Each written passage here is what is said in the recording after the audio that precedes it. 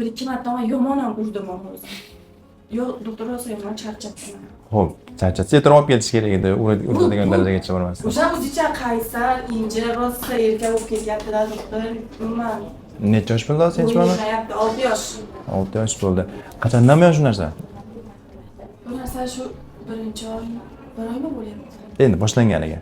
Qaysarlik, injilik boshlanganiga 1 oy, 1,5 oy bo'lyapti.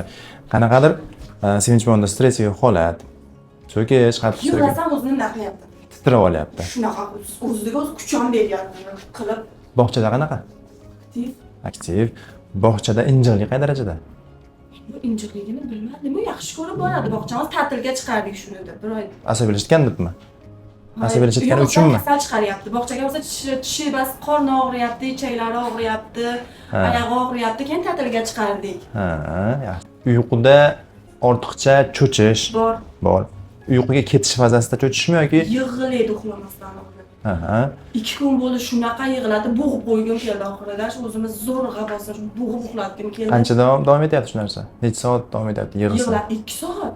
Bir-ikki marta yomon ham urdim o'zim. Yo'q, doktor rosa yomon charchatdim. Xo'p, charchatsa ertaroq olib ketish kerak edi. Uradigan darajagacha bormasdan. O'sha Boshqa bolachalar bilan munosabat senchi bormi? yomon.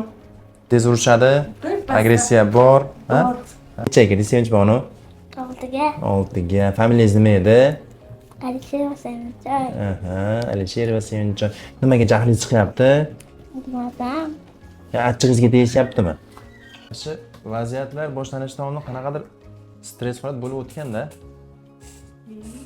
balki oiladadir, balki bog'chadadir. Natijada bolaning psixologiyasida qo'zg'alish yuqoriroq bo'lyapti hozirgi holatda. Shuni hisobiga uyquga ketish fazasidagi yig'i, uxlab olgandan keyingi urishishlar, agressiyani ko'pligi ko'proq bog'chaga aloqasi bo'lsa kerak, chunki bolalar psixologiyasi shunaqa, borishni xohlamasa atim oryapti, batim oryapti, bunaqa deb bahona izlaydi, ko'rishga qidiradi.